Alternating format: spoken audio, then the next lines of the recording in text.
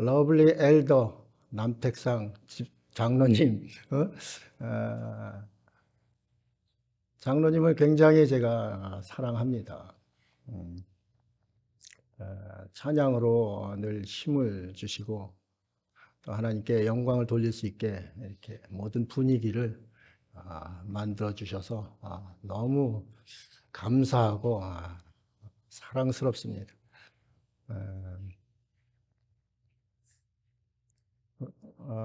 여러분에게도 또 한 분 한 분에게 추수감사절을 맞아서 감사를 드릴 수밖에 없습니다. 한 해 동안 잘 지켜주시고 건강하게 이렇게 예배에 참석하신 것, 그것도 물론 감사하지만은 10여 년 동안 함께 하시면서 부족한 목사를 그래도 목사로 인정하고 여기까지 오신 것, 그것을 생각하면 얼마나 감사한지 모릅니다. 우리의 삶 가운데 함께 한다는 것, 그것처럼 감사한 게 없는 것이죠. 그러면 1년 동안 하나님께서 우리와 함께 하셨다는 것, 너무너무 감사한 거죠. 여러분하고 저하고 함께 했다는 것, 너무 감사한 거죠. 추수감사절 의의가 있습니다. 추수감사절이 왜 추수감사절을 지내야 하는가? 거기에 함께 즐거워한다는 뜻이 있습니다. 우리가 추수감사절을 지낼 때 한 사람은 힘들고 한 사람은 어렵고 한 사람은 배고프고 한 사람은 배부르고 이러면 안 된다는 거죠. 함께 즐거워할 수 있는 그러한 시간이 추수감사절입니다. 초막절이 추수감사절의 원조라고 또 이야기를 합니다. 추수감사절이라는 것은 이 성경에 기록으로는 없어요. 그런데 우리가 초막절을 돌아가 보면은 초막절은 한 해 농사를 쭉 짓고서 그리고 하나님 앞에 감사를 드리는 그러한 절기입니다. 그래서 이스라엘의 3대 절기의 초막절이 이제 절기의 마무리를 하는 그러한 절기가 됩니다. 초막절을 왜 지키라고 했는가?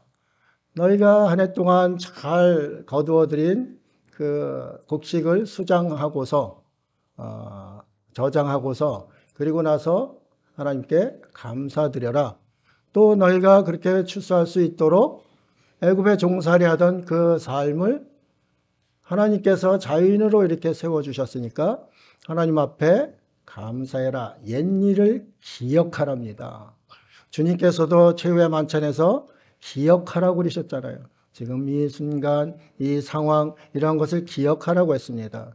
사람은 망각하기 아주 쉬운 그러한 사람들입니다. 존재들입니다. 그렇기 때문에 하나님께서는 우리에게 늘 기억하라, 기억하라, 이렇게 하십니다. 절기를 하는 것도 기억하라, 이런 이제 뜻이 있습니다.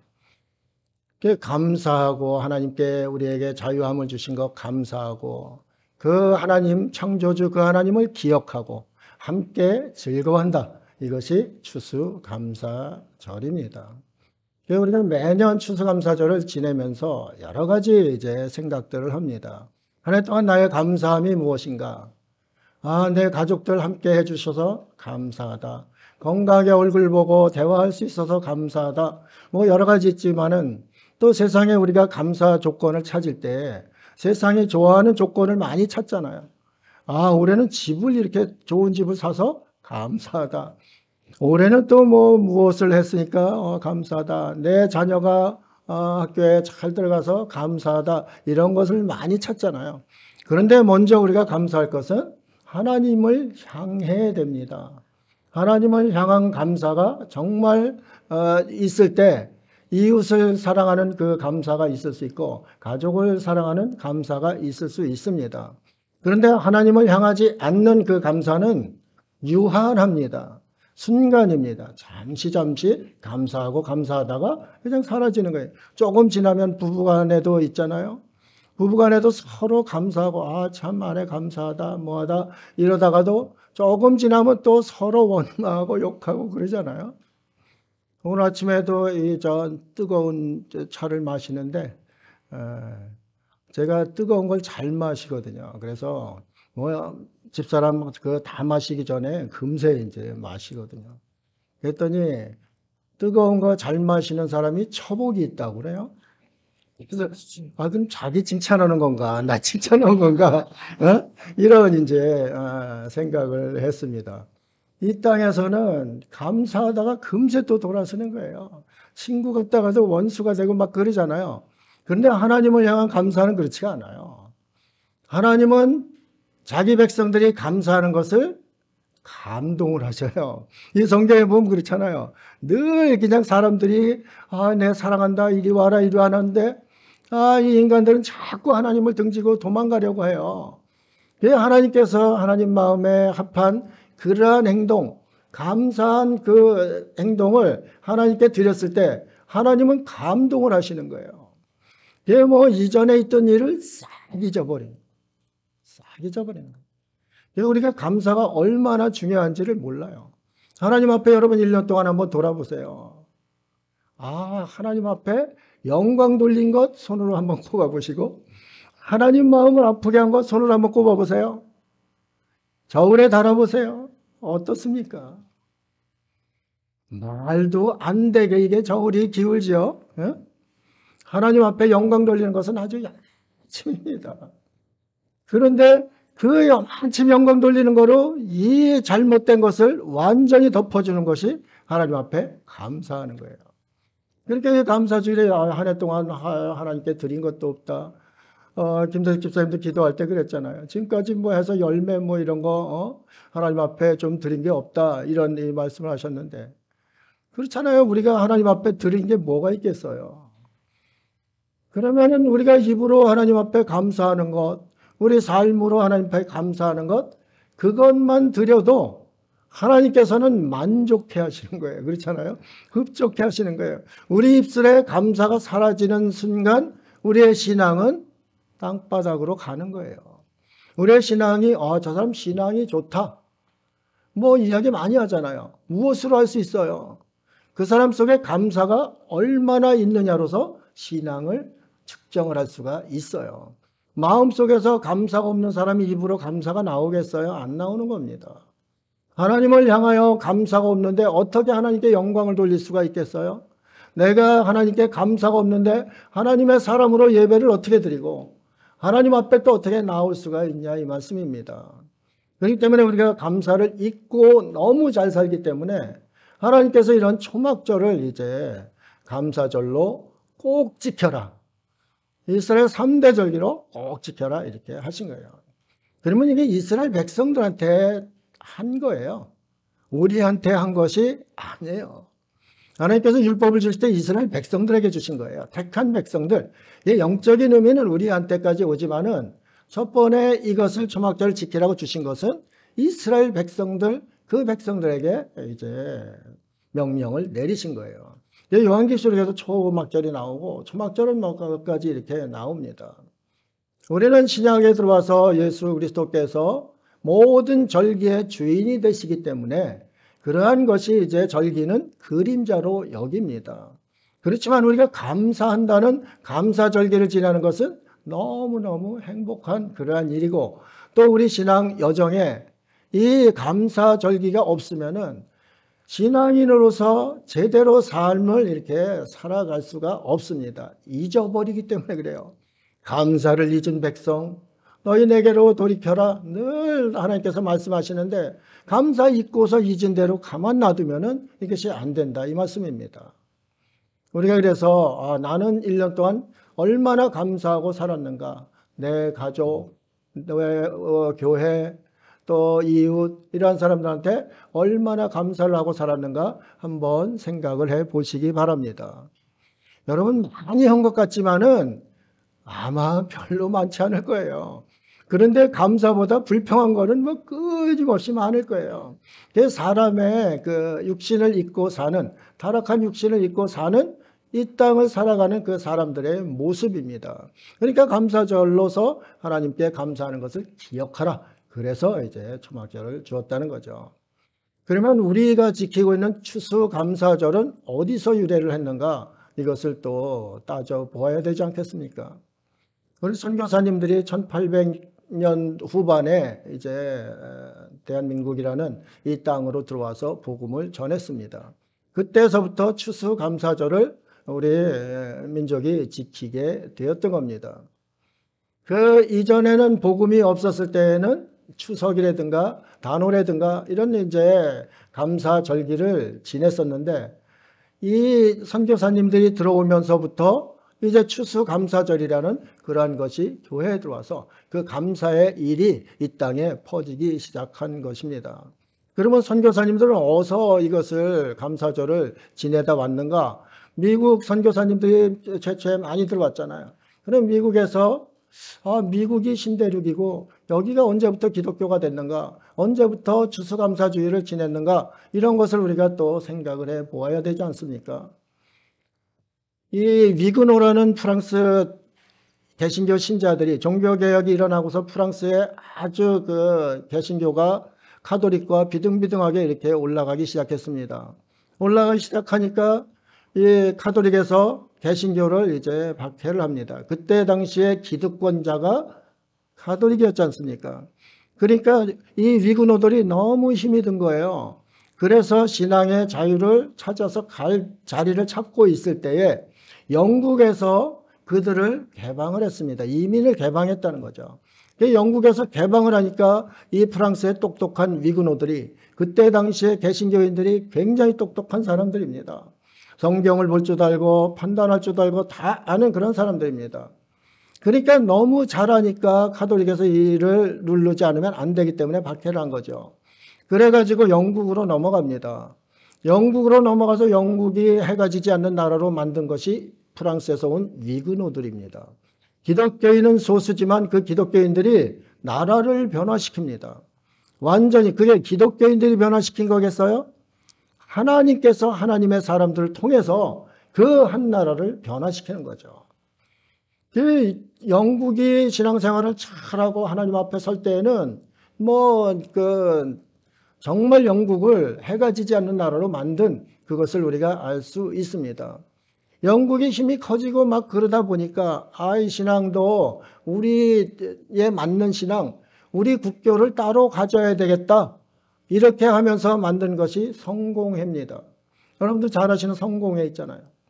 그 성공회에서 나중에 감리교도 나오고 성결교는 그 자체에서 했다고 그러지만은 구세군도 나오고, 그렇게 성공회에서 줄기로 이렇게 나온 데들이 있습니다. 우리 장로교는 스코틀랜드 신앙을 받아가지고 그쪽에서 이제 받은 것들이 많이 있고, 그런데 성공회를 하다 보니까 영국이 민족주의를 하는 거예요. 신앙도 민족주의에 빠진 거예요. 트럼프가 지금 미국 민족주의 얘기하잖아요. 자기 나라 우선주의 하잖아요. 마찬가지로 영국이 거대해지니까 이제는 우리나라 우선주의로 신앙도 그렇게 가야 되겠다, 이런 생각을 한 거죠. 그래가지고 거기서 성공회를 만들었는데, 성공회 예전은 가톨릭하고 거의 비슷합니다. 가톨릭의 7성례라고 있는데 그 7성례를 이 성공회에서도 합니다. 그대로 예전을 합니다. 그리고 또 예배도 미사라고 합니다. 그러니까 가톨릭하고 비슷한데 그 정신, 성경 해석하는 정신은 또 개신교하고 거의 비슷해요. 그러니까 이제 그것을 따르라고 이제 하는데, 이 위그노 출신들, 또 위그노의 영향을 받은 그러한 온전한 순수 성경으로 돌아가자는 그러한 그 사람들이 이래서는 안 되겠다. 이래서는 안 되겠다 그래가지고 신앙 공동체를 만들었는데, 그것이 퓨리탄들이에요. 말하자면 청교도들이라 이 말씀입니다. 그 청교도들이 있으니까 이 제임스 왕이 볼 때에는, 영국의 그 왕이 볼 때에는 이것은 안 되겠구나. 저놈들 저렇게 놔두면 우리가 추구하는 우리 민족 종교, 민족주의적인 그 정신이 사라지겠구나, 이런 이제 생각을 하게 된 것이죠. 그래가지고 청교도들을 수없이 박해를 했습니다. 수많은 사람들이 피를 흘리고 죽어 나갔습니다. 신앙의 자유를 잃은 거죠. 이 퓨리탄들이 신앙의 자유를 잃으니까 이제는 신앙의 자유를 찾아서 가야 되겠다. 그러면 어디로 가는가? 누구의 제약도 받지 않는 제임스 왕이든 영국 국가 권력이든 세상의 어떤 것에도 이 자유를 침해받지 않는 온전한 하나님을 섬기면서 신앙생활을 해야 되겠다. 이 청교도들이 그래서 신대륙을 이제 찾아 나선 겁니다. 그 신대륙을 찾아 나선 것이 바로 이제 미국이라는 땅이죠. 그때 갈 때에는 상선, 메이플라워호라는 그 상선을 타고 갔습니다. 그 뭐 배 이름은 너무 아름답잖아요. 5월의 꽃이잖아요. 근데 5월에 출발한 것이 아니에요. 10월 1일 날 출발했습니다. 1620년 10월 1일에 이제 출발을 하게 됩니다. 이제 추위, 겨울도 오고 추위도 오고 그러는데 이 사람들이 거기를 출발한 이유가 뭐겠습니까? 신앙의 자유, 하나님께 영광 돌리는 하나님의 백성으로서의 삶을 살겠다. 그런 것으로 출발합니다. 수많은 사람들이 간 것이 아니에요. 이 퓨리탄 35명이 갔습니다. 그 다음에 퓨리탄들, 청교도들, 그 자녀들, 그 아이들이 32명이 갔습니다.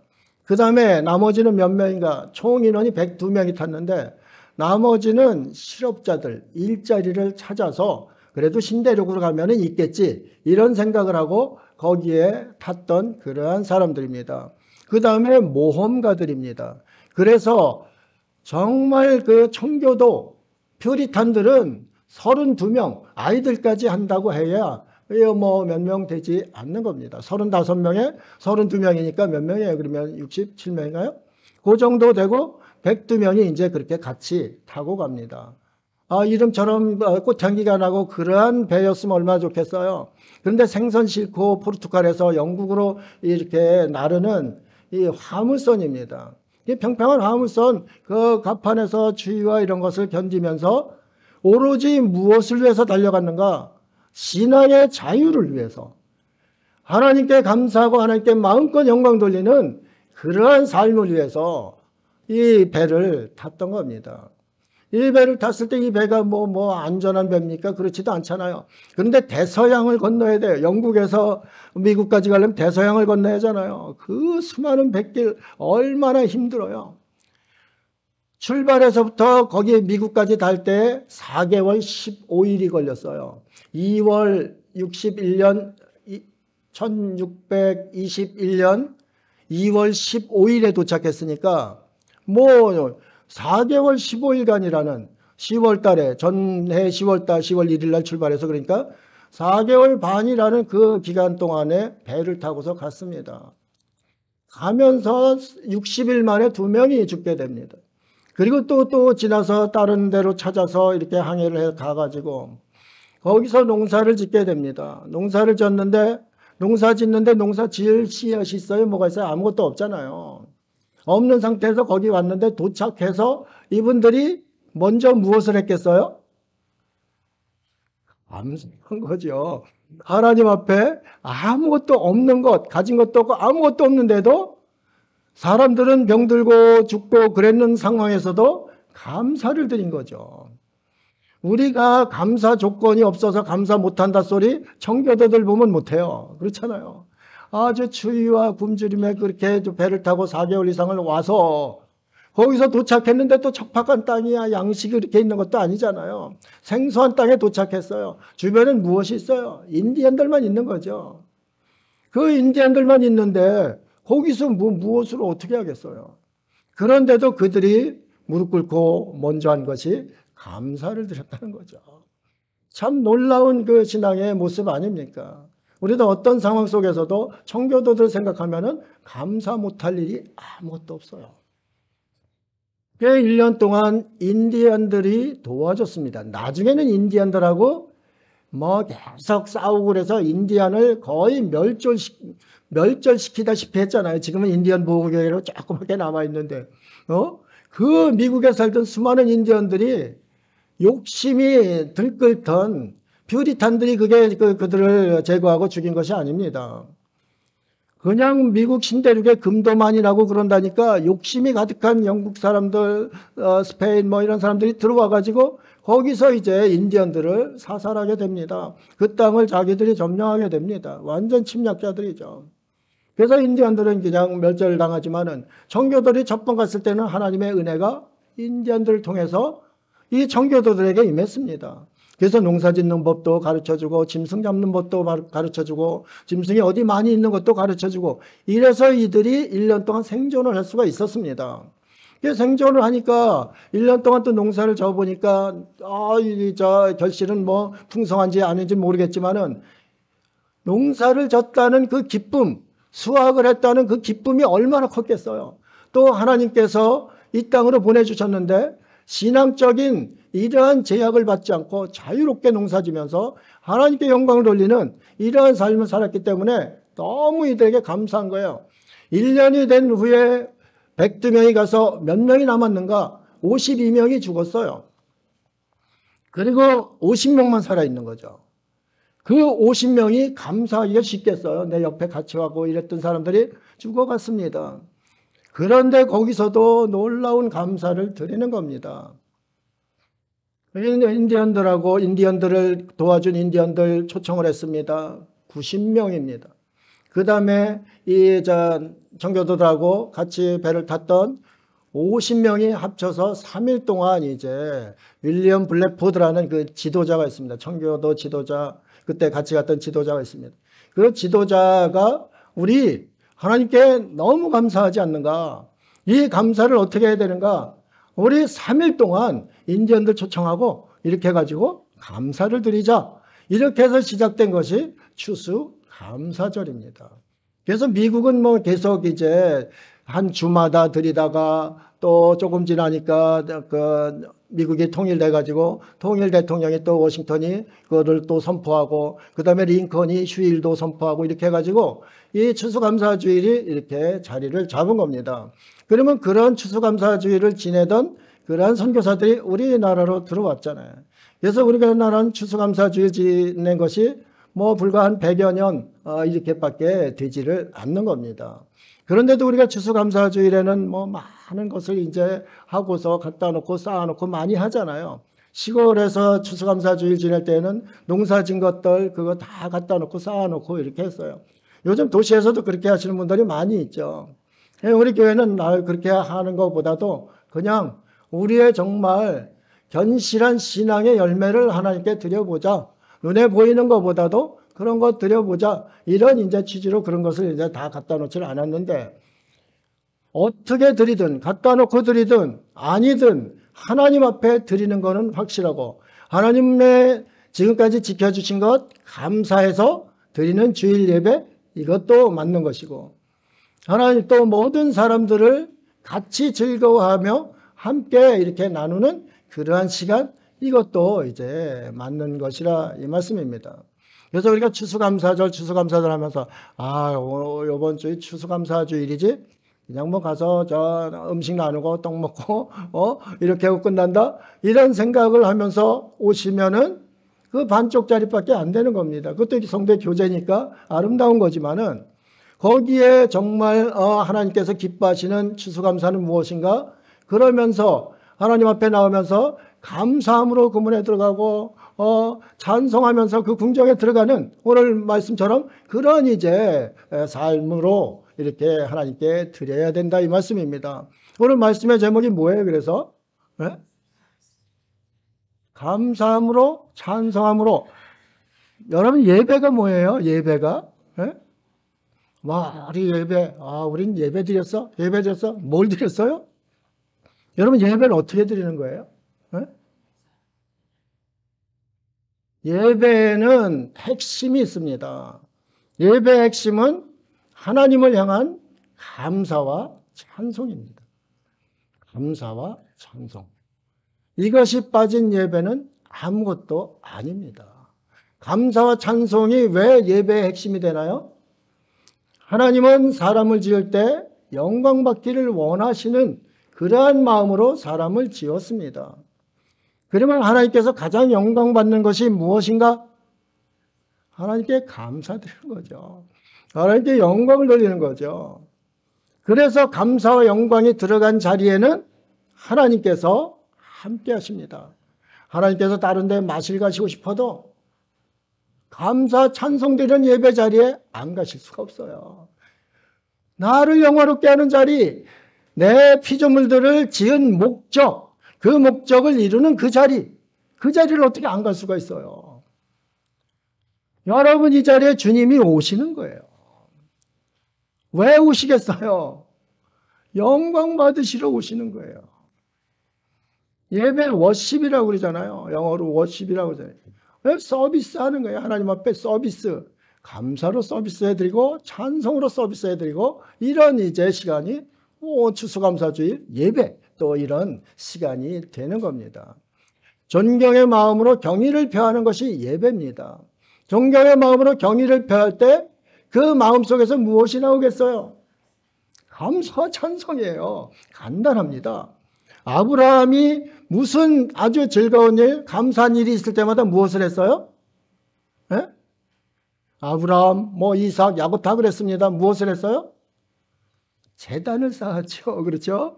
우리가 지금 예배라고 하는 그 제단을 이제 쌓은 겁니다. 예배와 성격은 조금 다르지만은 하나님 앞에 감사를 드리는 그 시간임은 분명한 겁니다. 그렇기 때문에 아브라함도 이삭도 야곱도 그렇게 이제 감사로 하나님 앞에 제단을 쌓았던 겁니다. 우리가 이런 감사를 잃었을 때 하나님의 백성이라 자신 있게 이야기할 수가 없어요. 그렇잖아요. 여러분 속에 감사가 없다. 신앙생활 헛한 거죠. 그렇잖아요. 헛한 겁니다. 하나님께 영광 돌리지 않는 신앙생활을 왜 합니까? 그렇잖아요. 하나님의 기쁨 되는 신앙생활을 해야 되는데 왜 그 감사도 없이 하나님 앞에 찬송하는 일도 없이 왜 안 합니까? 저는 은사자들이라는 사람을 수없이 따라다녔어요. 아주 첫 번에 신앙생활 할 때 참 막 기적들도 많이 일어났잖아요. 병자도 고치고 막 이런 일이 일어났잖아요. 따라다니는데 귀신 쫓는 그 분을 따라다닌 적도 있습니다. 귀신 쫓는데 귀신 들린 사람의 특징이 있습니다. 귀신 들린 사람의 특징이 뭐겠어요? 그럼 귀신 들린 사람 특징이 뭐예요? 그냥 침실질 흘리고 뭐 그렇게 하는 거예요? 뭐예요? 귀신 들린 사람은 감사란 말 한마디 안 나옵니다. 그 다음에 그들한테 귀신 쫓으려고 찬양 막 하잖아요. 찬양 안 합니다. 찬양하면은 그냥 휘장 옛날에 커튼 있잖아요. 그 커튼 타고 막 올라가요. 찬양하면 커튼 타고 막 올라가요. 찬양은 그들에게 굉장히 두려운 겁니다. 그래서 찬양이 굉장한 무기예요. 찬양할 수 있는 것이 복이에요. 찬양할 수 있는 것이 감사라는 말씀입니다. 오늘 본문이 그거예요. 귀신들이 가장 무서워하는 것, 사단이 가장 무서워하는 게 뭐겠어요? 하나님께 영광 돌리는 일이에요. 예배라 이 말씀입니다. 예배의 핵심이 뭐라고요? 감사와 찬송이라는 거죠. 놀랍잖아요. 여러분에게 그 귀한 복된 무기가 다 주어져 있는 거죠. 그 복된 무기가 주어져 있는데 땅에 묻고서 안 써요. 죽기 전에 아유 니들 참 감사했다 이 말 한마디 하고 죽으려고 그래요? 아니잖아요. 우리 손에 있을 때 마음껏 나눠주는 거예요. 그 나눠주는 게 뭐예요? 감사, 찬송 나눠주는 거예요. 이게 흥겨운 신앙생활을 하는 거예요. 하나님께서는 그 자녀들이 이렇게 감사함으로 즐거움으로 신앙생활하기를 원하시는 거죠. 저도 아버지 아니에요. 자식들이 맨날 불평불만이야. 아빠는 맨날 해주는 것도 없고 아빠가 나한테 해준 게 뭐 있어? 아빠가 세상 다른 사람들처럼 그렇게 돈을 많이 벌어 가서 권세를 가지고서 떵떵거리고 살아? 아빠 이거 찌질하기만 하지 않냐? 이러면서 불평하면서 오는 그 자식을 보는 부모의 마음이 즐겁다, 만족하다, 행복하다 그러겠어요? 아니잖아요. 하나님이 누구셔요? 우리의 아버지시거든요. 그러면 당신의 백성들 자녀들이 맨날 불평만 해. 하나님 아버지 나는 왜 맨날 이렇게 지질이 궁상입니까? 너무 힘들게 살게 합니까? 입에서 나오는 게 불평불만만이에요. 얼굴은 이마에 내천자를 계속 그리고 나오는 거예요. 야 저놈 사랑스럽다 이런 생각을 들겠어요? 아니죠. 아, 주님, 이 땅을 사는데 참 가시와 엉겅퀴도 많이 있습니다. 근데 저는 상처 뭐 요 정도밖에 나지 않고 살 수 있게 해주신 감사합니다. 아, 이런 말을 하는 자녀 하나님께서 보실 때 얼마나 사랑스럽겠어요. 그 상처 치료해 주시지 않겠어요? 사랑의 아버지시거든요. 그 상처를 치료 안 해 주시겠어요? 너무 대견할 거 아니에요. 저 자식 저 구원해준 보람이 있구나. 내 백성 삼은 보람이 있구나. 이런 생각 안 하겠어요? 그 하나님께서 우리에게 그러시는데 우리가 하나님 앞에 감사와 찬송이 인색한 거죠. 저는 찬송 부를 때 너무 행복하고 우리 남장로님 연주할 때 오늘도 저 연주 예배 부름에 연주할 때 얼마나 행복한지 몰라요. 하나님께서는 행복하지 않겠어요? 장로님 지금 피곤하고 그런 상태에서도 이게 연주를 해서 하나님께 영광 돌리는데 그 모습 보면서 얼마나 행복해 하시겠어요? 에이, 성질 내면서 꽝꽝 치고 이렇게 찬양이 되겠어요? 안 되잖아요. 하나님 앞에 우리가 어떤 자세로 서서 어떤 자세로 있어야 사랑받을지 그거 당연해요. 뭐 많이 나 보이는 거예요. 그런데도 그걸 찾아 하지 못하면 안 되는 거죠. 오늘 시 제목이 뭐예요? 제가 굉장히 좋아하는 거라서 예배 부름 우리 매번 하는 거예요. 그렇잖아요. 너무너무 좋아하는 이제 이 시인데 이 시가 감사시예요. 이 이스라엘 백성들이 뭐 감사할 일이 꽤 있었어요. 너무 고생하고 힘들었잖아요. 그런데도 예배 드리러 가는 예배자의 자세가 감사하고 찬송 부르는 그러면서 가는 거예요. 여러분 오늘 참 좋은 게 교회 오실 때 어떻게 오셨어요? 이거 집안일 참 더럽게 안 풀리네. 그러면서 오셨어요? 하나님께 감사로 예배 드리는 감사주일이다. 기쁨과 감격함으로 발걸음 가볍게 오셨나? 이것을 한번 생각을 해보시면 압니다. 이게 시편 100편이 감사 제사를 드릴 때에 감사 예물을 들고서 즐겁게 이렇게 나오는 거예요. 나오면서 그의 문에 들어가는 거예요. 하나님의 백성은 하나님의 문을 들어갑니다. 들어갈 때 감사하며 또 하나님은 궁정, 주의 궁정, 하나님이 좌정하시는 자리, 그 자리에 설 때 그때 또 하나님 앞에 찬양 드리고 그러는 모습이에요. 우리 예배가 그런 모습이 되어야 맞는 거죠. 그래서 감사함으로, 찬송함으로, 찬양함으로 이것이 우리 머릿속에 아주 박혀 있어야 진정한 예배를 드릴 수가 있습니다. 물론 힘들고 어려울 때 통곡하면서 와서 하나님 앞에 예배를 드릴 수도 있습니다. 그 통곡의 기저에는 뭐가 있어요? 이 통곡의 눈물을 씻어줄 그 하나님의 계심이 감사해서 와서 통곡하는 거 아니에요. 그게 예배입니다. 우리가 예배 그 다른 소리 하면 안 됩니다. 정말 예배는 그게 기본이에요. 이거 없이 예배 드리는 것은 아무 소용, 하나님께서 받을 수 없는 그러한 예배 아닌 예배가 된다. 이것을 명심을 해야 합니다. 오늘 할 것이 감사주일에 너무 많지만은 우리 본문을 조금 살펴보면서 이야기하도록 하겠습니다. 시편 22편 3절에 이스라엘 찬송 중에 계시는 주여 주는 거룩하시니이다. 이게 찬양과 감사의 그러면 찬양의 동력이 무엇인가? 이것을 우리가 살펴보아야 합니다. 찬양이 속에서 감사가 없는데 찬양이 나오겠어요? 그렇잖아요?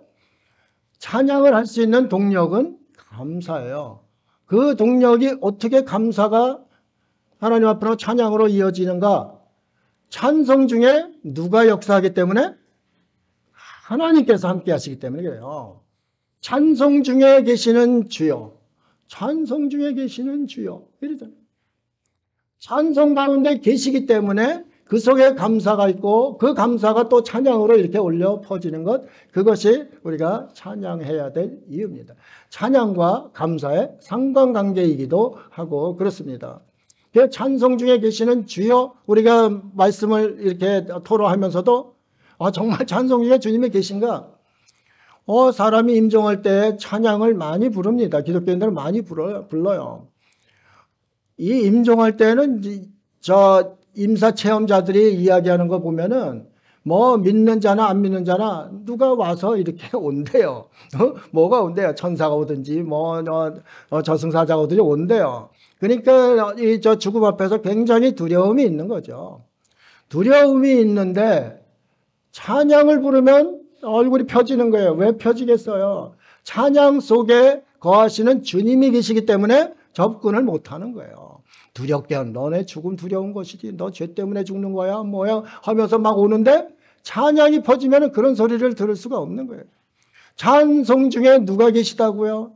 하나님이 계시기 때문에 그런 거예요. 그래서 임종을 맞은 그 옆에서는 찬양을 아주 끊임없이 부르는 것이 참으로 중요하다. 이런 이제 생각도 하게 됩니다. 찬양은 세상 노래와 같지 않아요. 세상 노래는 잠시 위로를 해줍니다. 내 처지를 공감을 해주거든요. 그렇죠? 내 이전에 있던 일들, 그것을 노래로 쭉 얘기를 해요. 저 사람도 그렇구나. 그러면 나도 당연한 거지. 그럴 수도 있지. 이러면서 위로를 받는 거거든요. 그러면 조금 지나면 또 없어지는 거예요. 세상 노래는 그 정도 영역밖에 안 되는 거죠. 그런데 찬송 중엔 누가 계시다고요? 하나님이 계시기 때문에 찬송은 역사가 일어나는 거예요. 하나님의 역사가 일어난다 이 말씀입니다. 여러분 그래도 찬양 안 하시겠어요? 찬양 밥을 먹든지 뭐 하든지 찬양하는 거예요. 무엇을 하든지 찬양하는 거예요. 하나님께 그게 예배 드리는 거예요. 찬송은 역사합니다. 치유하고 회복시키고 하나님께서 영원히 관리하는 그러한 것이 찬양입니다. 왜 그렇습니까? 하나님이 함께 하셔서 그렇습니다. 찬양의 놀라운 힘을 여러분들도 늘 느끼며 사시기를 주 예수님의 이름으로 축복합니다. 그 다음에 오늘 1절, 2절 한번 보겠습니다. 즐거이 찬송 부르면서 가라. 즐거이 갈 수도 있고 고개 푹 숙이고 근심 걱정하면서 갈 수도 있잖아요. 그런데 하나님 앞에 어떻게 들어가야 되는 그 자세를 보여줍니다. 1절, 2절 온 땅이요. 모든 백성들, 이스라엘 백성들만 아닙니다. 하나님의 피조물들을 이야기하는 거예요. 사람만도 아닙니다. 모든 피조물들 얘기하는 거예요. 온 땅이요 여호와께 즐거운 찬송을 부를지어다. 상록수들도 활업수들도 물고기들도 모든 것도 그 피조물도 하나님 앞에 영광을 돌릴 의무가 있어요. 사람이 타락해서 저주받았기 때문에 사람의 타락 저주를 통해서 세상 만물들도 저주를 받은 거예요. 그렇기 때문에 하나님을 찬양한다는 것은 저주에서 해방되고 하나님의 백성으로서 나왔다는 그 모습을 보여주는 거예요. 그렇기 때문에 찬양이 놀라운 이제 능력을 행하게 되는 거죠. 기쁨으로 여호와를 섬기며 노래하면서 그 앞에 나아갈지어다 그랬습니다. 섬기다는 것이 아바드라는 언어인데 그 앞에 섬기면서 나가다 섬긴다는 게 지금 신약으로 보면은 예배 행위입니다. 하나님 앞에 섬긴다는 것은 경의를 표하는 마음으로 무릎을 꿇다는 거죠. 무릎 꿇고 하나님 앞에 무엇을 합니까? 감사로 찬양하고 영광 돌리는 거죠.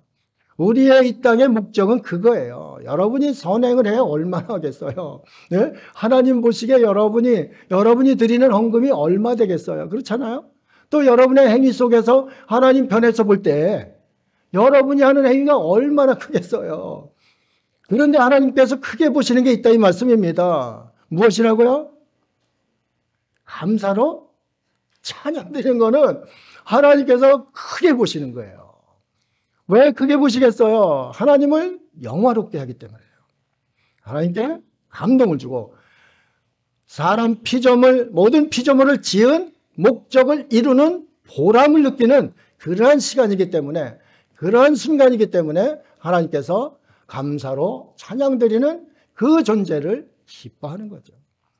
나무들은 푸르름으로 하나님을 찬양합니다. 네?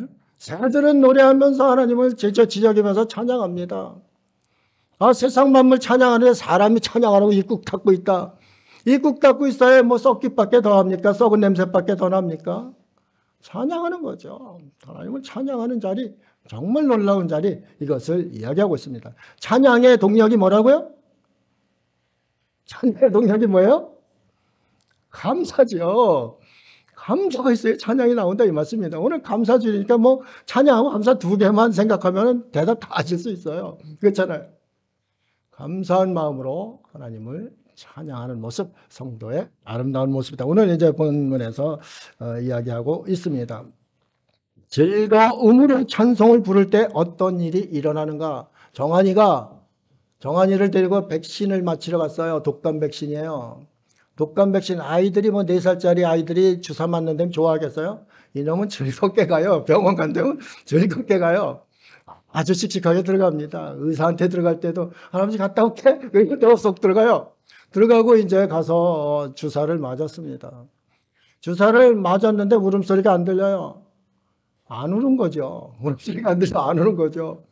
백신 주사 아프다는데 뭐 백신 주사 맞고도 끝도 없이 나올 때 즐겁게 이렇게 나와요. 근데 즐겁게 나오는 게 왜 즐겁게 나오는가 봤더니 사탕을 2개 들고 나와요. 아, 의사 선생님이 다른 애는 하나 주는데 백신 맞고 울지 않아서 2개 줬다고 즐겁게 이렇게 하면서 이제 나오는 거예요. 즐거움은 통증도 잃어버리게 합니다. 그렇잖아요. 아이들한테 즐거움이 있으면 백신 주사 아무것도 아닌 거예요. 즐겁게 나오는 거예요. 예? 우리 속에 즐거움이 있으면 우리의 모든 문제를 돌파할 수 있는 힘이 생기는 거예요.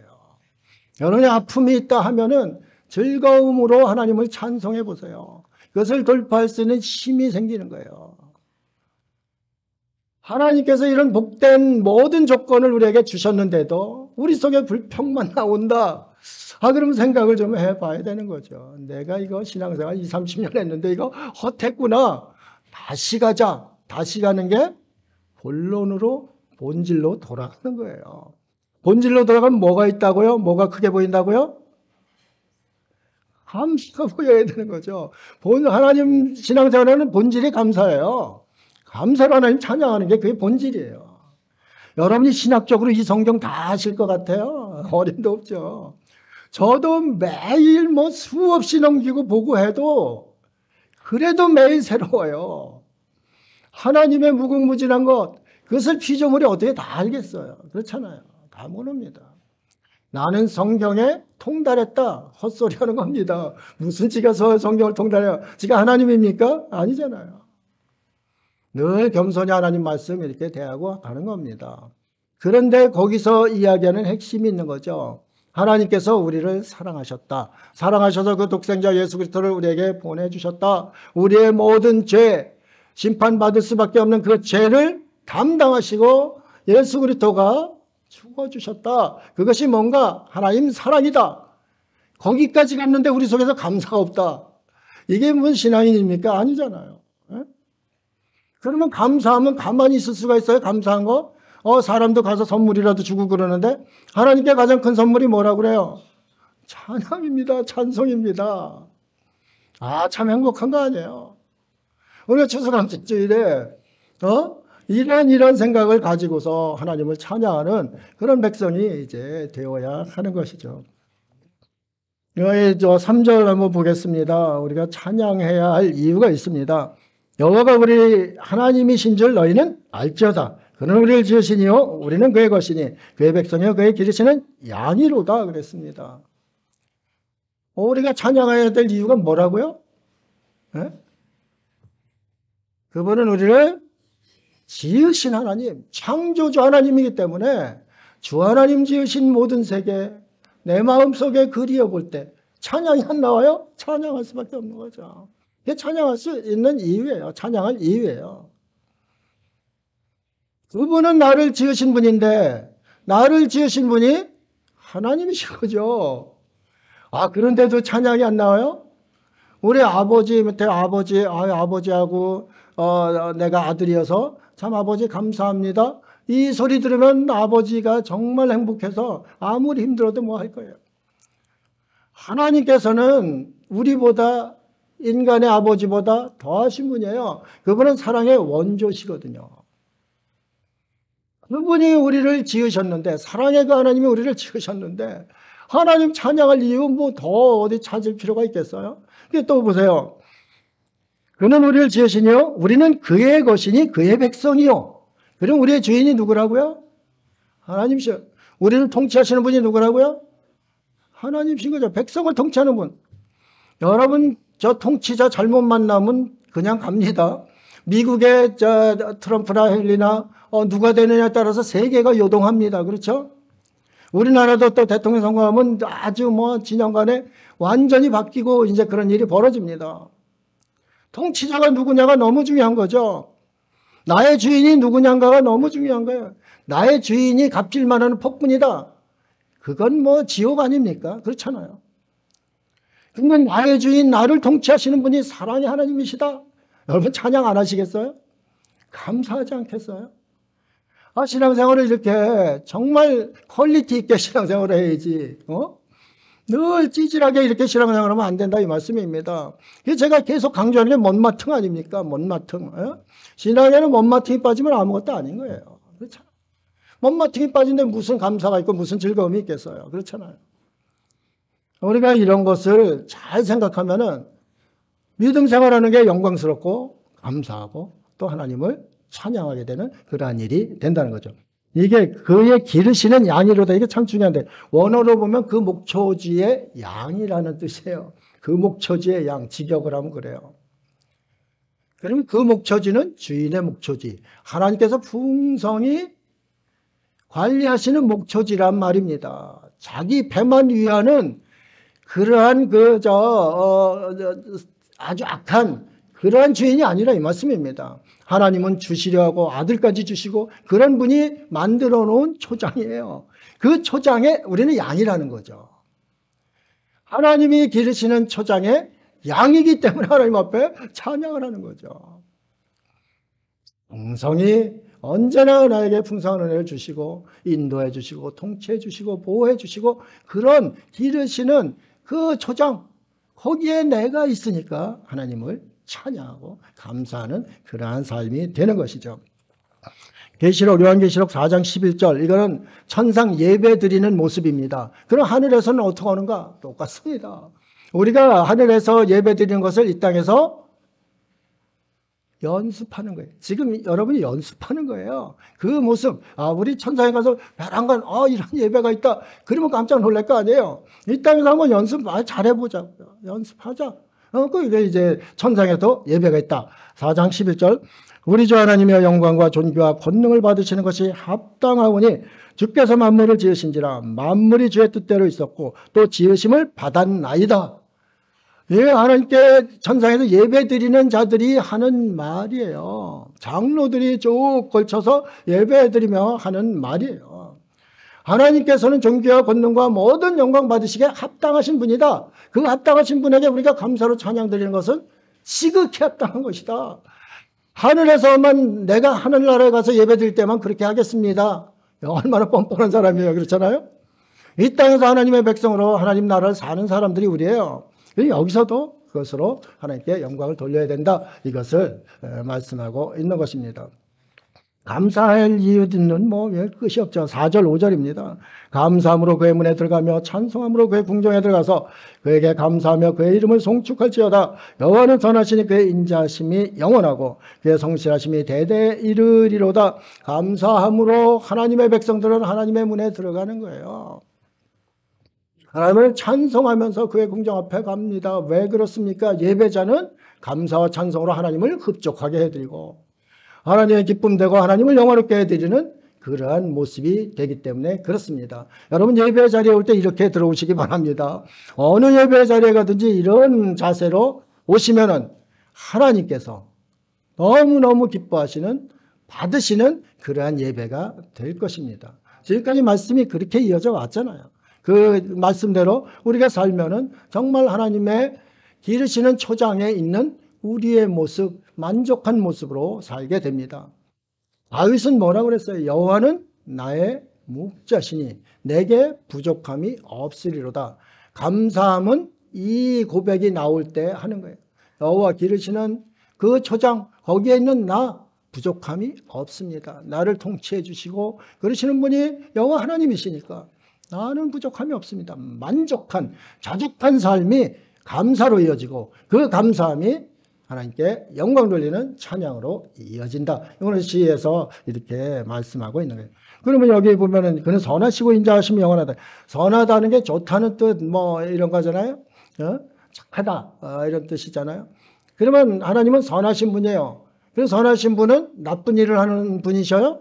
아니잖아요. 좋은 일 하시는 분, 하나님께서 우리 인간을 지으시고 너무너무 좋아하셨어요. 그때 쓴 단어가 토부예요. 토부라는 단어가 좋다는 뜻. 아, 보시기에 참 좋았더라 그러잖아요. 이게 토부예요. 토부의 하나님, 그 토부의 하나님이 나를 통치하신다. 감사하지 않겠어요? 늘 나에게 좋은 일로 인도하시는 그분 감사하고 찬양하게 되는 것이죠. 오늘 시편 기자가 그런 이제 자세로 하고 있는 겁니다. 끝이 끝없이 이제 이어집니다. 데살로니가전서 5장 18절. 범사에 감사하라. 너무 잘 알죠, 우리? 이것이 그리스도 안에서 너희를 향하신 뭐라고요? 하나님의 뜻입니다. 그럼 감사는 누구의 뜻이라고요? 하나님의 뜻이에요. 하나님께서 너희에게 감사하라는 거예요. 감사 안 하면 하나님의 뜻을 어떻게 하는 거예요? 어기는 거죠. 우리 성에 감사가 없으면 하나님 뜻 어기는 겁니다. 남편 보고서 아유 저건 맨날 해주는 건 없이 속만 썩여? 그러면 이게 하나님 뜻 어기는 거예요. 그렇잖아요? 아내에게도 나한테 서비스 좀 하고 그러지. 맨날 잔소리만 해? 그럼 이게 감사입니까? 불평입니까? 하나님의 뜻 어기는 거예요. 하나님의 뜻을 한번 실행해 보세요. 아주 좋은 부부 관계가 되는 거죠. 그렇지 않겠어요? 하나님의 백성 그렇게 살라고 하시는 거예요. 시편 50편 22절 23절에 보면은 감사로 제사를 드리는 자가 나를 영화롭게 하나니 그 행위를 옳게 하는 자에게 내가 하나님의 구원을 보이리라. 그 행위를 옳게 하는 자가 감사로 제사를 드리는 자라는 거죠. 여러분 이건 더 크게 할 것도 없습니다. 시편 50편 14, 15절 감사로 하나님께 제사를 드리며 지존하신 이에게 내 서원을 갚으며 환난 날에 나를 부르라. 내가 너를 건지리니 내가 나를 영화롭게 하리라. 하나님께서 좋아하시는 게 뭐라고요? 내가 나를 영화롭게, 하나님은 영화롭게, 감사로 제사 드리는 사람은 나를 영화롭게 한다. 여러분이 여기서 한 구절만 빼서 늘 이야기를 해요. 그 한 구절이 뭐예요? 환난 날에 나를 부르라. 너 곤란할 때만 나를 부르라. 이렇게 한 걸로 착각을 하는 거예요. 환난 날에 나를 부르라. 내가 응답하겠다 한 전제 조건이 있는 거죠. 그렇죠? 그 전제 조건이 뭐라고요? 네? 그건 나중이고요. 결과고요. 네? 전제 조건이 뭐예요? 그렇죠. 감사로 제사를 드리는 자.